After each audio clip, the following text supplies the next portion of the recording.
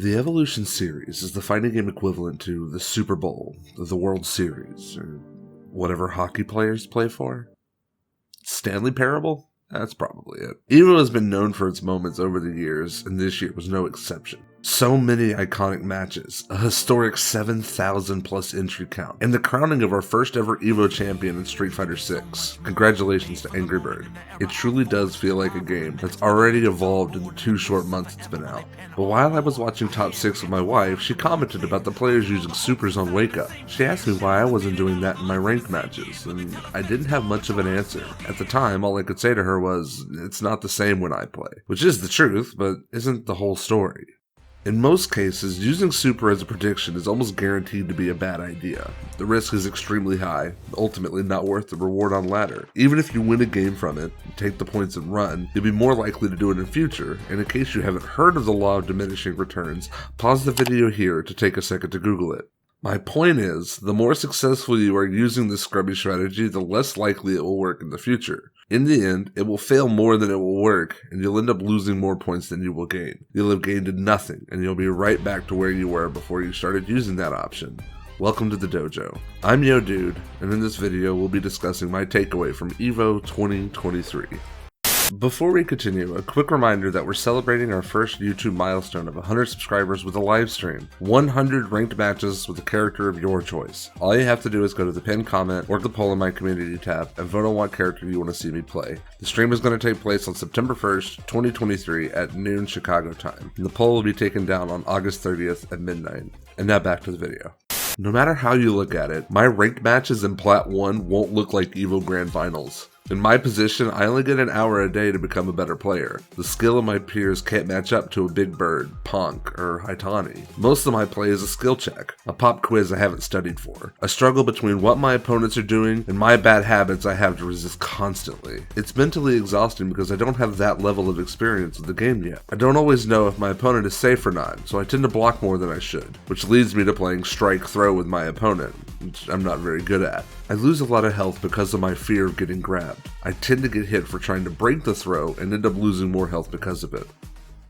What I'm trying to say is we can't hope to learn to play this game from the pro players. We haven't gotten our reps in yet, and we need to spend more time practicing our combos, setups, and defensive options instead of trying to predict our opponents and hitting that wake up super. Start simply by learning your basic universal combo, the one you can hit from anywhere, your 1-2 punch. It's not fancy, it's not the most optimal thing you'll ever do, but it's good damage that puts you in advantage. Next, learn how to tick throw and shimmy. A tick throw refers to a throw that's done after a quick meaty button or a safe attack that's thrown out as the opponent is recovering from a knockdown to force a block. Generally, it'll be a crouching jab or a light kick. A shimmy is a movement after a knockdown to simulate a grab, but instead stays just out of range by either neutral jumping as they wake up or walking backwards just out of range to force a whiff throw for a big punish. Lastly, you need to learn how to defend yourself, and this is where the most mental work comes in. There's still much to learn in this game, and the best place to do it is in a match. It's okay if you don't have the answers memorized. That type of thing will come with time. It takes a tremendous amount of restraint and patience to just hold back. I get it. It's a fighting game, and you want to be in the action, but there's more to fighting than throwing a punch. There's more to fighting games than pressing buttons and doing combos. Your defense is just as, if not more important than your offense. Without it, you'll never recover from a single knockdown, much less get a chance to pull off that fancy combo you've been labbing. You simply must learn to block attacks to even have a chance to play the game.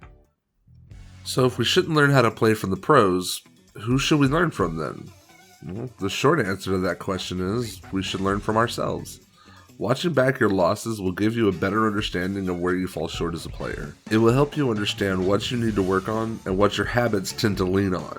I personally tend to only play up to 5 sets a session. I spend the rest of my time practicing combos and watching my losses. I've learned that I'm a very defensive player, who sometimes has a hard time flipping the switch to go on the attack. I tend to get overwhelmed by rushdown players, and my panic button is drive impact. I feel like that's the weakest part of my play. I use DI and sweep too much as an attempt to take back control, but if they get blocked, I will typically get hard punished. The point I'm trying to make is that it's better to play fewer games for the sake of watching back your tape. The last thing I want to mention in this video is that no one makes it to the top alone. No one has ever won EVO as their first tournament. Becoming a champion takes time. It takes a village.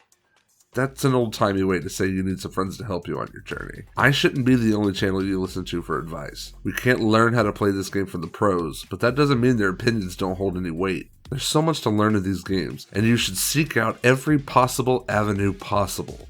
Learn as much as you can about this game. I ultimately think that's the point of World Tour mode. You spend all this time learning everything you can from every person you come in contact with. You didn't even know how to fight before your journey began. Lu taught you how he did it, and then Chun, and the list goes on. My point is, the same will be true outside of World Tour mode. You will meet new people who will teach you new things about this game, its systems, and even your character, but no one can teach you your style. Only you can do that. At the end of the day, I want to thank you for watching this far. Not many people make it so far into the video, so thanks for being one of the cool viewers. Subscribe for more advice and training tips. Comment below what your takeaway from EVO 2023 was. Be sure to tell the world that I acknowledge you as one of my star pupils. Don't give up on your journey. Don't stop fighting. Don't forget to keep your fists up, hold forward. You're going to rank up soon. I just know it. Don't forget to vote in the poll in the top comment. The live stream is happening on September 1st, starting around noon Chicago time. Follow me on Twitter or Instagram at YoDojo. Thank you all again for watching. I'm YoDude. I'll catch you later, Day Job Warrior.